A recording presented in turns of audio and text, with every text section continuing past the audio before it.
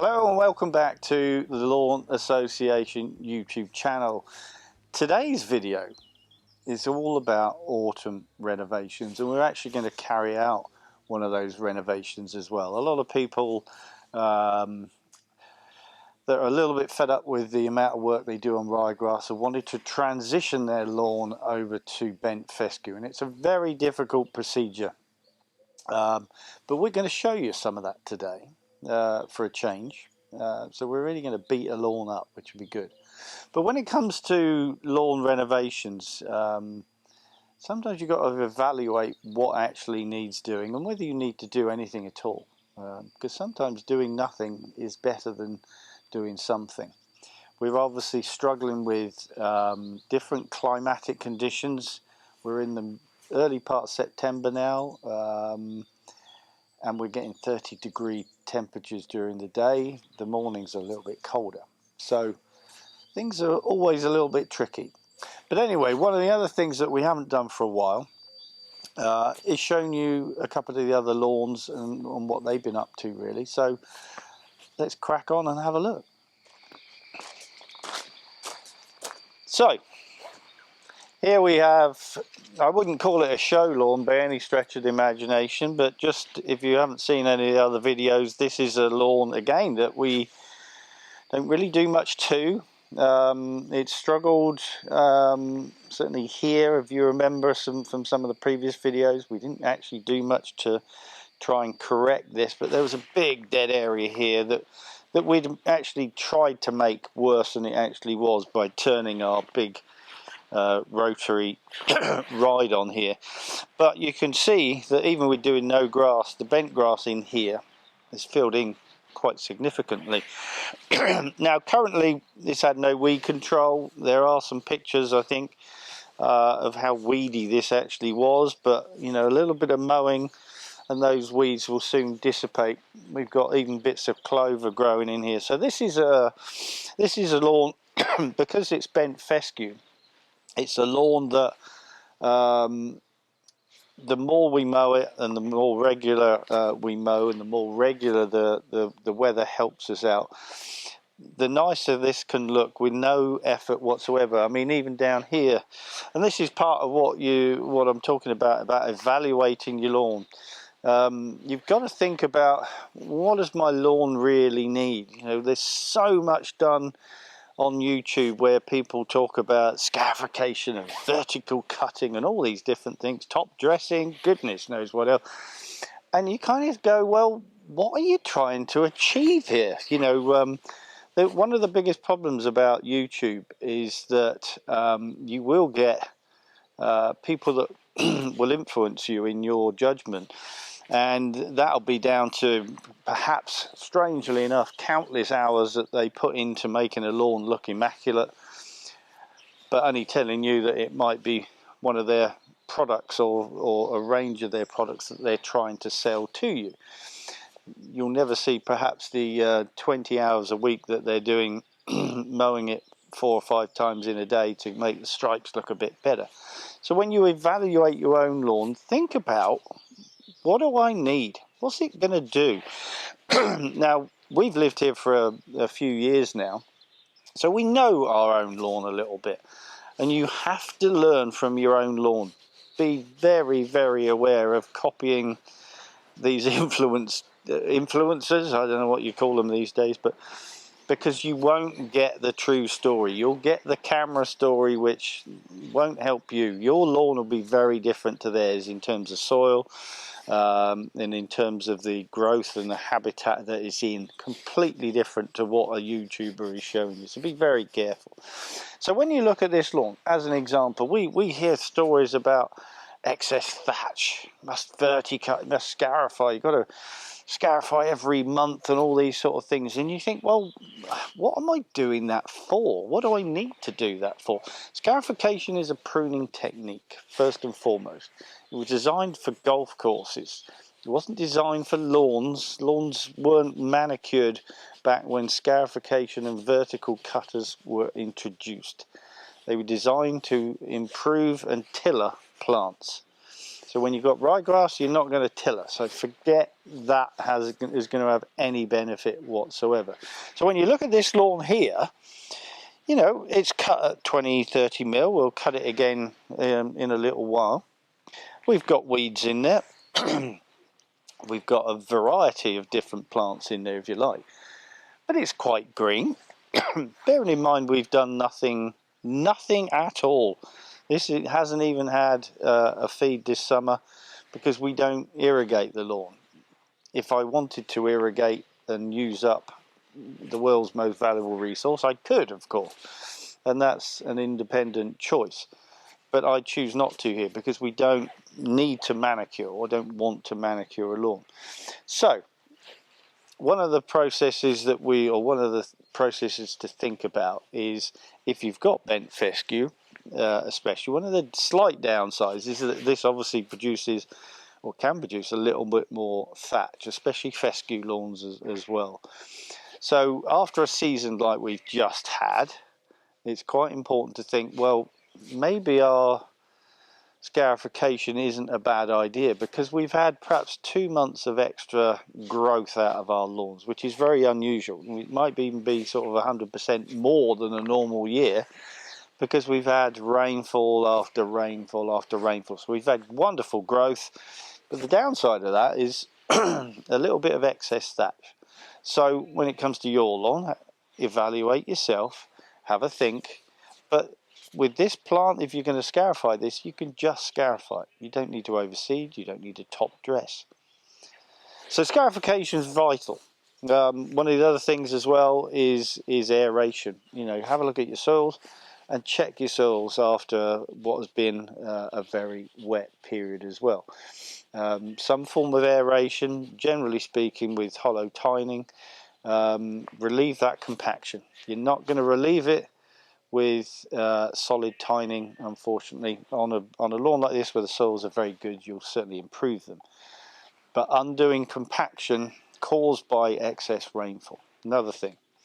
So what else is there? Top dressing and overseeding. Well, if I was to scarify this, I don't need to overseed because the grass will fill back in. That's exactly what this plant does. This is what tillering is. So I don't need to think about that. And if I have to think about top dressing, what am I top dressing for? Again, if you're cutting a lawn with a cylinder mower at around about 10 millimeters or below, then top dressing is important. Now, top dressing can obviously be used for what we call soil exchange, where you take out cores and then try and replace those cores with a better growing medium. That stems from golf. It stems from making an area far more usable, puttable, ball rolling, etc. It wasn't designed for lawns. It's just something that we've stolen from turf care, if you like. So if you don't need to top dress, why bother? Don't do it because you're copying somebody. Would I need to top dress this? There'd be absolutely no point whatsoever. If I was even contemplating it, I would take the plugs out, pulverize them with a scarifier and use the soil that I've got. But I don't even need to do that particularly. So in evaluating your own lawn is one of the most important things. Copying a YouTuber is very, very difficult. It's a bit like copying the cheat at school. You never know quite whether you're going to be caught out or not. So anyway, let's go and have a look at the robot lawn now, and if I give that a quick evaluation as well. So, lawn number 2 here at lawn headquarters. Now, if you remember this one, little Hedwig here, our little robot mower, has been busily cutting this. So again, this is a lawn, it achieves what we want it to achieve. Now if you look at the lawn today, like I say, we're what, 6th, 7th or something of September, after a very good summer. Again, this is this is definitely a problem lawn. You can see even in here with a little bit less growth in here, this is a ground source heat pump lawn. Now it's an old type ground source heat pump where this is all laid out horizontally. Nowadays I think these ground source heat pumps go downwards, so they're not as invasive, but this one is invasive over this whole lawn, which means that you get these bumps appearing during the dry weather and disappearing when it gets wet as well, which means having a certain type of lawn here, if we wanted a perfect manicured lawn here, it'd be virtually impossible to do because we can't cut it that short. Now this is a ryegrass fescue lawn, which is predominantly now fescue. There is bits of rye in there, but it's not dominant. We're basically allowing any grass species to come in, but if you look at some of the turf, it's okay. Bearing in mind it's not fed, it's not watered, it's not had anything done to it at all, apart from mowing. So this lawn has told us that it's a dry lawn because the fescue is dominating. However, it's also a lawn that, as far as we're concerned, is actually quite good. If you look at this particular bit here, there's a rye fescue blend in there, and it's okay, it's good. We'll have a look at it obviously during the winter, but it's good enough for what we want. Why do any more work if we don't need to? Our thatch levels at the moment on here are actually very good. We'll talk about thatch levels and monitoring those a little bit later on in another video, but when it comes to scarifying a lawn, this one, because of the slightly heavier fescue footprint you've got in here, then there is a chance that this could be prone to certainly moss encroaching in during that winter period. So thinning the thatch layer out on this grass, on this fescue, heavier fescue area, wouldn't be a bad thing prior to the autumn. Now when it comes to aeration, we've got a couple of things on here that are slight concern. One, we've obviously got the guide wire. As you can see, there's a guide wire in here which I put in myself where the robot goes out to, and obviously doesn't cut this bit here. And then we also have a guide wire that comes down here as well. So if we're going to start punching holes in here, you need to be able to locate those. But we'll show you a little bit about those in a while, how we're going to locate that wiring. Helps if you're a bit of a nerd in this case. Or can learn from a nerd anyway. So in terms of this lawn here, do we need to feed it? Probably not, but it wouldn't do any harm. Do we need to aerate it? This is, as I know myself, and because it's my lawn, it's a very compacted piece of soil. It's not the best soil in the world. So hollow tine aerating after a summer like we've just had with all that rain, and certainly the rain to come in the next 4 or 5 months as well, being or using a preventative action of aeration, very, very important. Aeration generally doesn't work for 3-4 months at least, so really good to get in here in the autumn, get some holes, get the water sort of translocating through your soils in preparation for that winter. In terms of scarifying, as I say, yes, you could, and it wouldn't do any harm. We may even do a little test where we do half and then leave half, and then show what the difference might be over that winter and into early spring as well. So apologies for that noise. I think some aliens are landing. I don't know what that noise is anyway. So not too much necessary on this. The robot will keep mowing. We'll probably change the pattern of mowing. It's out currently every day, but not too much at all. Don't do it if you don't need it. You could certainly overdo lawn care again. If I go back to copying YouTubers who do make some, you know, don't get me wrong, make some lovely looking lawns, but if you don't need to, this is good enough for you. Maybe a bit of preventative work, but only do what you need. So here we are on the third lawn here at the association headquarters. Now, if you haven't seen any other videos, this is what we call a ryegrass fescue. So this is what a lot of people from about the 1990s have been putting down on their lawns. Most people assume that all grass is exactly the same, but ryegrass, as we said before, is cattle feed. That's what it was. It was grown for cattle to feed them. And it grows in a very different way, as we've seen on this video before. And lawns all across the country since this grass was introduced in about the 1990s have suffered. And if you come over here and have a little look, you can see from a distance it doesn't look too bad. It looks quite green. But if you come into the bottom of here, what you can see in the way that this lawn has been constructed is that all the fescues died off in here. It does survive in the odd place.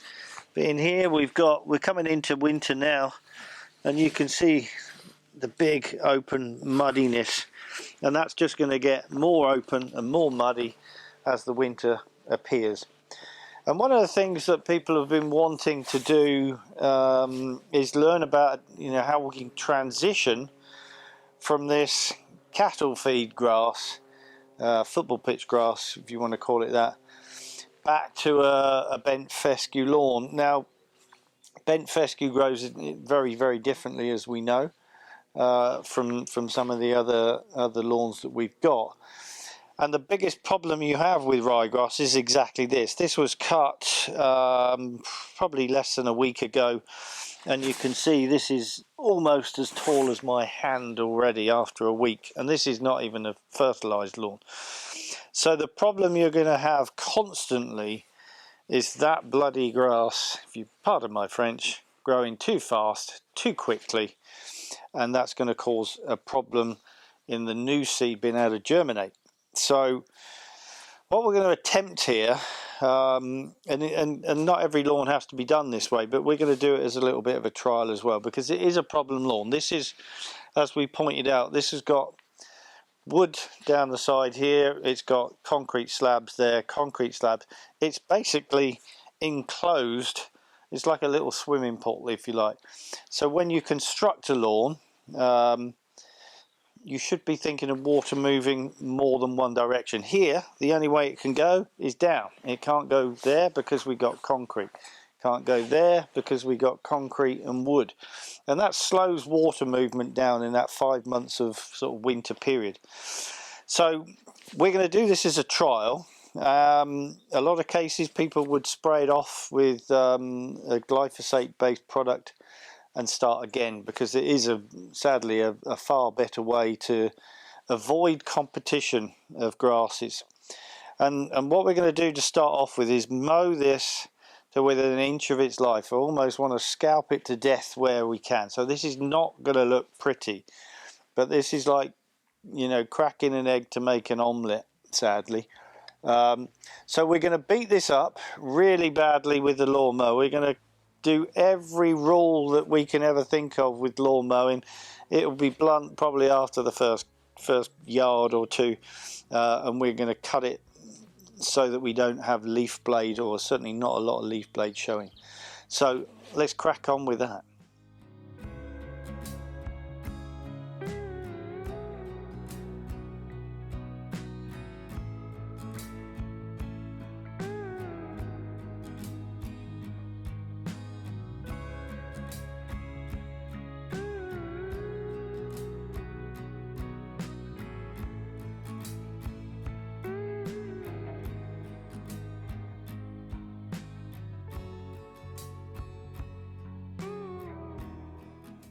So here we are.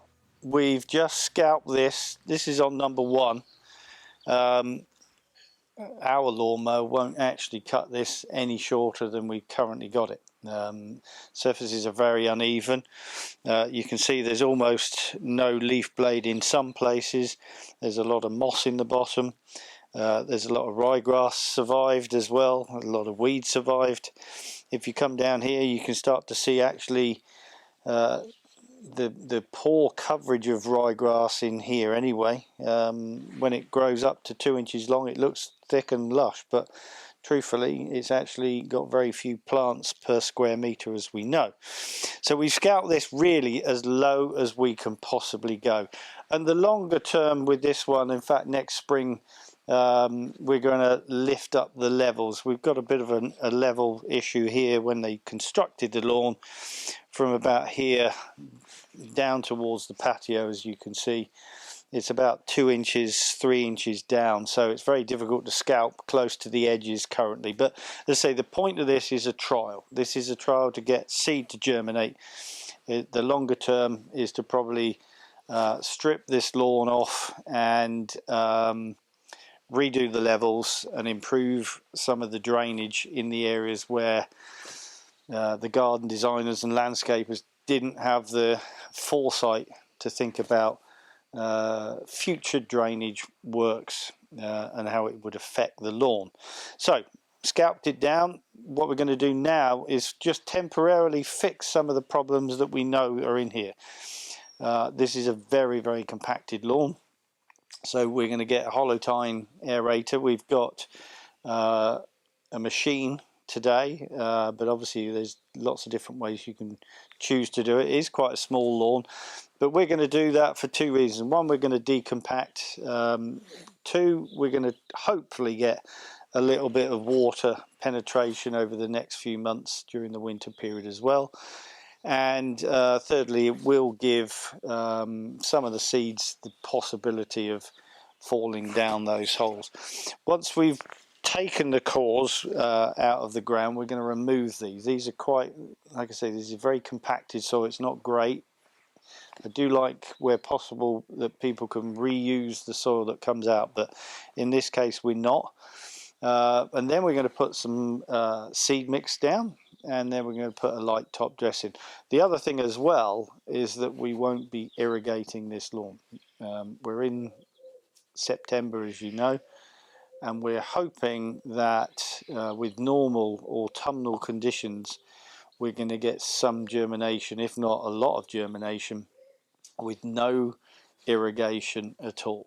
Again, it's a trial. We all know that plants need water, but again, the object here is to see whether we can get a good result or a bad result with no irrigation required. We don't have the time to irrigate for a start, and we're going to hope that nature gives us a little helping hand. So let's crack on with a little bit of aeration.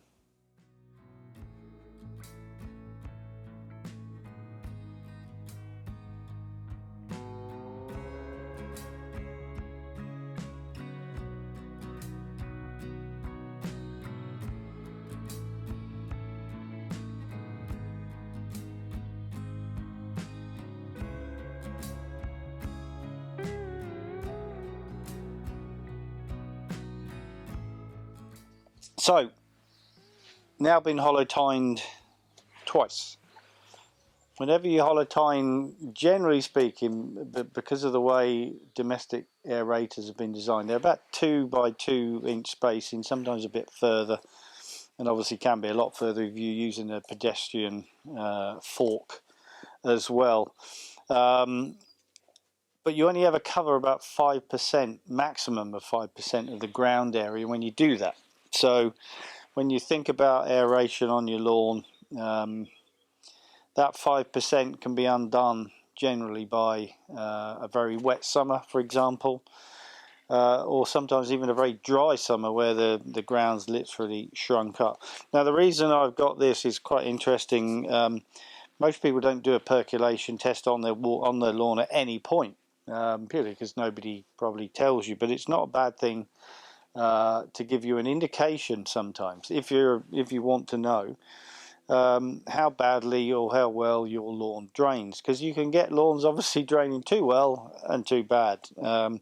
Now, we've known before that because of the drainage problem in here with the concrete patio there, that water doesn't move from there. It sits here, the fescue dies off, and as you can see, there's no root structure because ryegrass generally won't have that, not in a domestic lawn anyway. And you can see this in here is almost like a mud bath right now. So what I'm just going to do, if you come down and have a look, I'm just going to pour, and this you can do this at any time, but bearing in mind we're in a relatively good area at the moment of weather, you can see that this is still currently in the top. So even though we've gone down 2 or 3 inches here, the water percolation, it's good to record how long that might take. I would probably say on current conditions that might sit there for absolutely hours. Now we're in a fairly hot climate as we stand, with 30 odd degrees, 25-30 degrees. So what's happened here is all the fine particles in the soils, with all the rainfall you get, and you'll get this with irrigation yourself as well, all the fine particles compact together. So it basically means that your airspace and your water infiltration is dissipated, it's lowered. So as you can see, even in here, we come back a bit later, that's still gone down maybe a millimetre or two. And you can try that in different places on your lawn, just to give you an indication sometimes of where water might be a problem. Now coming further up here, this water is actually translocating through a little bit better. You can see it's actually gone down below my finger already. So not all your lawn will be in the same condition, and I should think if I come up into this sort of area, this is actually a little bit dry because of this tree. It's even a little bit slower down there than it is further back as well. So you'll get varying conditions all over your lawn. But it's good to know, because obviously you can then concentrate on perhaps a little bit more hollow tine aeration on that area in particular, or another area on your lawn. But it's a good test to do. You don't have to use something that's supplied with your iron. And yes, I do ironing, but use something that gives you a recording, and that recording can be done a couple of times a year. Do it during the summer, do it during the winter. We'll go over and show you what a good lawn, good soil will be in a second, just to give you a slight comparison. So what we're going to do now is get these off before we start creating a seed bed. So let's crack on. Right, as you can see, we've double aerated. Cores have been raked off as much as necessary. You can see that there's quite a bit of grass cover or moss cover here. Obviously in places we've got weeds growing in bare soil. We've got a little bit of ryegrass growing in bare soil. Over here in the shade, you can almost see a moss area here where the grass isn't growing at all. Remember, this is a lawn that's not cared for. This is nothing done to this lawn at all. We don't feed it, we just mow it occasionally. With the bloody ryegrass sadly down there, we mow it a little bit more than we'd like. But again, this is to show that not everybody wants that manicured lawn. They just want something that's doing all the environmental benefits. So now we've got that off, what we need to do is create a seed bed. Now, the main thing about fescue and bent grass seed is they are very, very different. Bent grass seed is very, very small, and its application rate can be as low as sort of 4 grams a square metre, which means although it seems more expensive, it's more cost effective, but you're putting down not just the seeds, you're putting down a multiplication of plants that will come off of that seed. But they are very small, which means that we don't need to go too deep. One of the things about ryegrass seed, it's a much bigger plant. You know, it germinates very quickly, and it will grow very quickly as well. Hence why some of the problem that we'll get here will be the fact that some of the existing grass is going to grow before the bent seed and the fescue seed can germinate. So we're going to beat it up now with the scarifiers to create that seed bed. In many respects, you could just broadcast it and see what happens, but we want to give it a slightly better chance. We are blocked up in here with moss because of the poor drainage and the slight shade issue. So we're certainly going to give it, bearing in mind we're going to let nature take this over off our hands, so to speak, we do want to give it the best chance possible. So we're going to use a slight, what I'd call professional scarifier. One of the possible issues you might get with some of the domestic ones is that they might not be strong enough and durable enough, but you never know. Every lawn will be very different. So We're going to hit this maybe 3 or 4 times. We're not going to clear the debris up until the very end, but we will rake it up, and then we will probably put a light blower across it as well to really clean out that seed bed as well in preparation for the seed. So let's crack on. It's getting warm and I might need to take this jacket off soon. So let's crack on.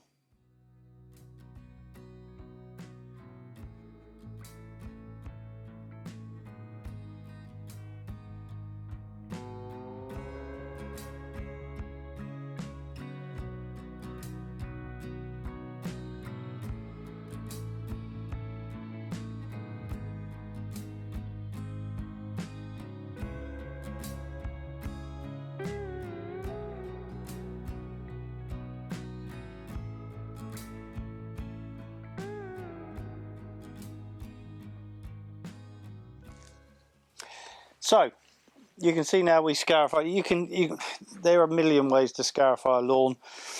In an ideal world, you'd kill off ryegrass. If you don't want it, it will thin out on its own, which is part of its beauty.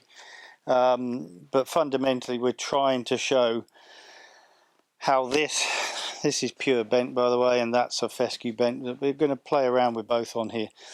But ideally, you do want as less competition as possible. Now, we're in a sort of perfect environment for growing grass at the moment. The temperatures are very good, 20, 25, maybe even a bit hotter, which again is not the end of the world for as far as germination goes, because you know that's the way seed germinates.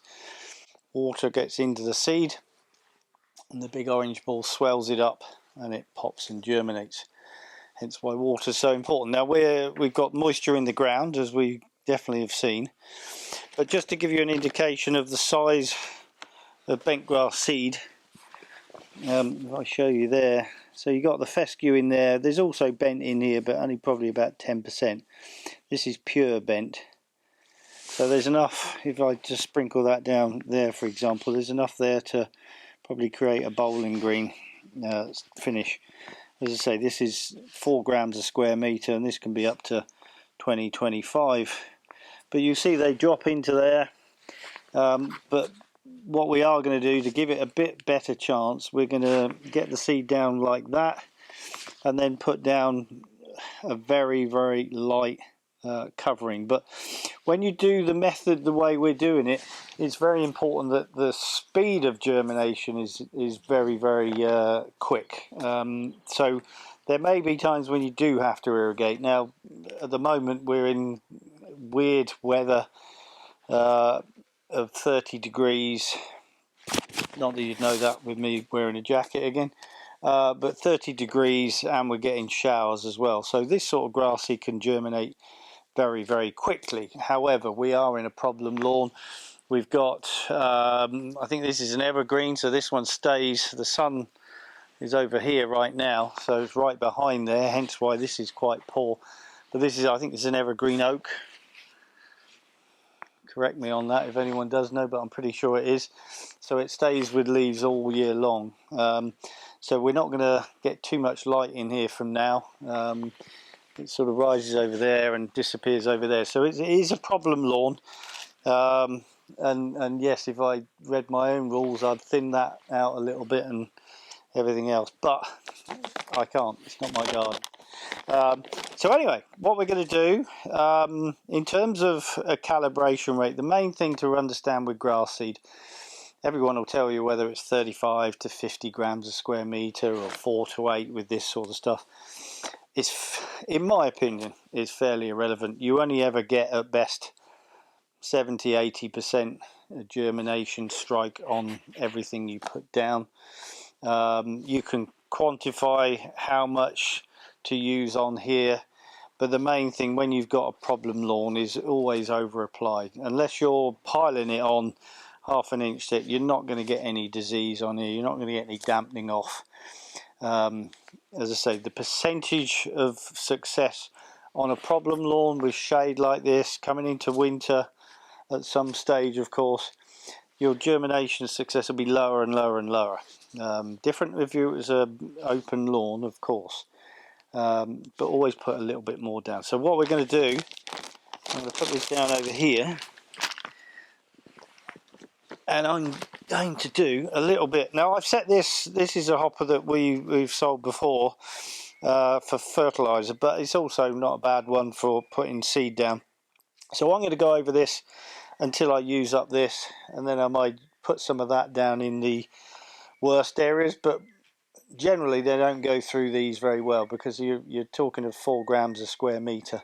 At the moment we're probably putting this down at 30, 35, maybe even a bit more, but we'll just keep going over. Now the beauty of this is, yes, you can stand here and put whatever you like on to a degree, or I can obviously decide to walk up the lawn.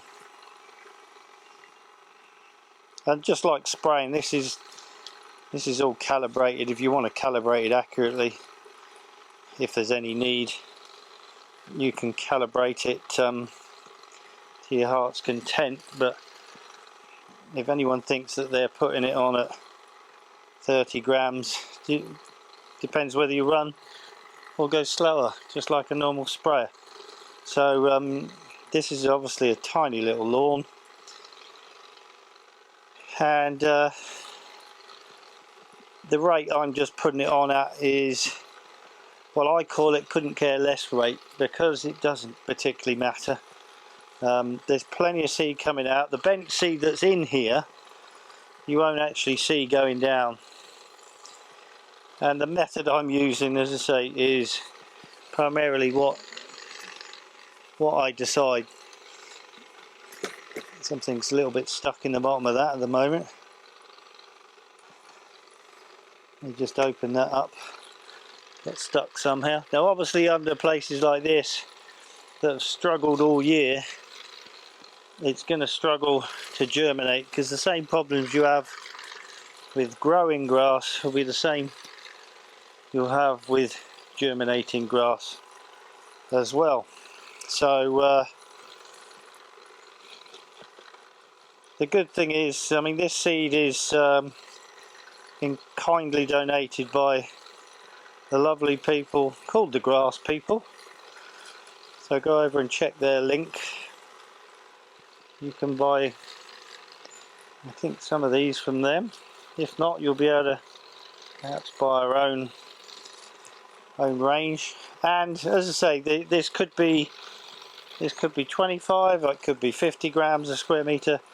It really makes no difference whatsoever.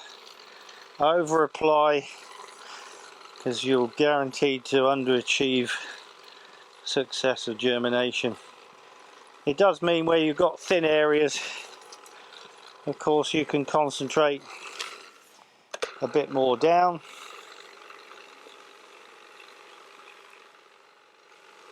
But as I say, we're going to just attempt a few patches, possibly with regard to pure bent grass. Just not sure this spreader will do it. As I say, the main problem down here, and this is part of the problem of the sort of ryegrass method, or perhaps the reason why it's failed so well, is that one thing that we've got here is a problem as to why fescue won't survive, and that's purely down to the poor drainage. So although this might work, and it's the same with the ryegrass, if you've got a grass that's dying constantly and you have to keep reseeding into it, just doing this operation is not getting you anywhere at all. The whole purpose is to correct the problem, and of course we're going to do that in a future video on here, where we're going to show how to improve some of the garden design mistakes by improving some of the drainage, which is partly why we've managed to rewrite the garden designer lawn spec. Now I'm just wasting this out now. As I say, there's no calculation. You can probably see from the ground how much seed is there. Nobody cares whether it's 25, 35, 45 or 50.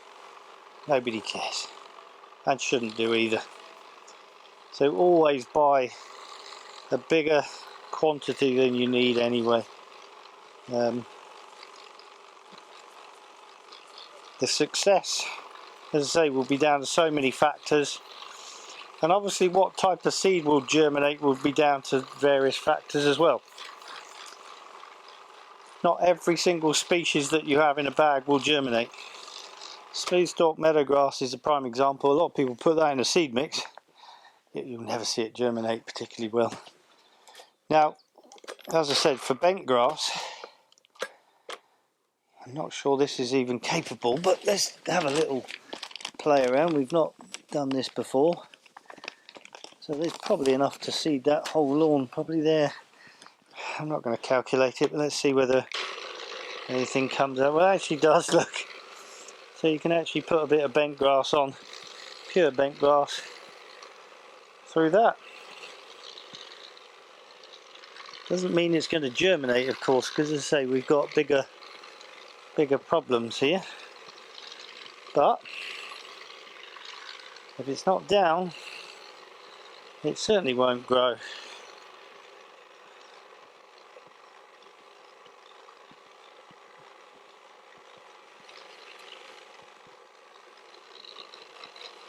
It's actually coming out probably a little bit more than 4 grams a square metre, but I'm not going to cry over that. I'm going to put a little bit more down because I've almost got enough to do the whole lawn. Let's try a bit under here. This is going to struggle probably more so under here because there's a lack of moisture under there. And bent seed, the thing about bent seed is because it's very small, if you can just wrap your head around the fact that how do you get water into that seed? You get it because you irrigate frequently, not deeply. Deep irrigation on seed is no use to that. Remember what this seed will do, this seed pod, either one will take in moisture that you put on, or rainfall gives you, and then the heat and the warmth will swell it up and pop it. That's how it germinates. So in most cases, yes, if it went very dry now, we wouldn't get terrific strike, what we call strike germination. But at the moment, it's got a very good chance. What we are going to do, and another bit of a myth in my opinion as well, is when people talk about birds flying down and stealing all my grass seed, which has stopped it germinating. I've never seen a bird walking around the sort of size of a grass seed bag or anything. So what we're going to do now is put down a light, very light top dressing. That seed is very small. We want about 1 millimetre. And again, because we want to utilise water retention, we're not going to put down any compost or anything which dries out. We're just going to put down a straight soil mix, very, very lightly, about 1 millimetre, and then we're going to brush it in. Okay. Right, so here we got a lovely bit of topsoil actually. This comes from field compost. This is obviously millions. Now the idea really, as I say, is a very thin dressing. I'm going to spread a little bit, but again, it's more about moving it around once you've done. But if you're putting a light dressing down, put a light amount in the shovel as opposed to a large bit. There's obviously different machines you can use to get this down, but again, it's really 1 millimetre, 2 millimetres. Any deeper it's going to struggle, especially under these sort of shady areas as well. Really struggle. And as you can see, a bag does a fair area here. We're not changing composition here. This isn't going to fall down many holes. This is to protect the seed, retain a bit of moisture in that top as well. You see, the whole bag there does quite a big area. So I'm going to put a few more down. Then just, rather than use something like a true loop, which a lot of people use, we're just going to use the back of a rake. It doesn't need any more than that. And one of the other things that you can do once you've done it as well is especially utilise this hot weather, warm weather, is dampen it down with a couple of minutes of irrigation, very, very lightly. And as I say, the key to that then, to germinate this grass seed, is very little and often irrigation cycles or rainfall if we're lucky enough. So let's get on with the rest of the bags. So there we go, job finished. It's about 30 degrees now, about 7th of September or whatever it is, crazy. Now of course this isn't more than something that you need to learn from. So we probably could have done this in many different ways. We could have scarified it a lot harder. We could have probably covered it with a sheet to kill off all the ryegrass. We could have done loads of things, including using chemicals and goodness knows what else. But as it is, given the lawn is not a highly critical lawn, what we've done now is enough. The bent, you can still see quite a bit of fescue seed sat on the top, but there's also, because we raked it over, we've also covered a lot. And of course, as it gets wet, it gets dampened down by the moisture that we put on or nature puts on. Some of that will get covered over yet again, but there is an enormous amount of seed in there, especially an enormous amount of bent seed, and that's sort of one of the main things we're trying to do here. One thing we guarantee, that grass seed will germinate here. That's not a pat on the back. Grass seed germinates in lots of different places, and one of the things that we're not trying to do is show that this recovery is a permanent feature. You know, we don't want to be repairing this every single year like this, because this is going to look awful and muddy for a number of months now, certainly a number of weeks, unless we get some really good weather, of course. But it's one way of doing it. It's a case of remembering the processes are exactly the same seeding bent as seeding anything. The main thing is it's a very small seed, and you don't want to bury it too deep. There doesn't need a huge amount of room. There's plenty of areas in here where once we can get it established, it will start to fill out, but it won't get much better in terms of winter because we haven't improved the drainage too much. We put some holes in, but we haven't improved it as we need to do, and that'll be a job on another day. This is just a way of showing everybody that Bent Fescue can be germinated into a ryegrass lawn. It may be something that takes a little bit more time. If you killed it all off, obviously you'd have no grasses in there competing, but in this current state we have got some competition, so it'll be interesting to see. We are going to test a little product on there which we won't tell you about just yet, but hopefully we'll keep you posted in the next week, 2 weeks, 3 weeks, 4 weeks, and we'll see how we go. A lot of this is down to nature now. It's not our skill, it's not me. Grass seed will germinate as long as it's given the chance. So anyway, that's today's video. Hopefully you've liked it. Do hit the like and subscribe and comment, and do get in touch if you want any further advice.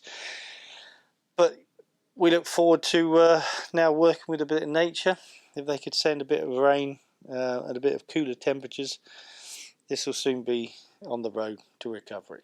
So thank you, and see you again very soon.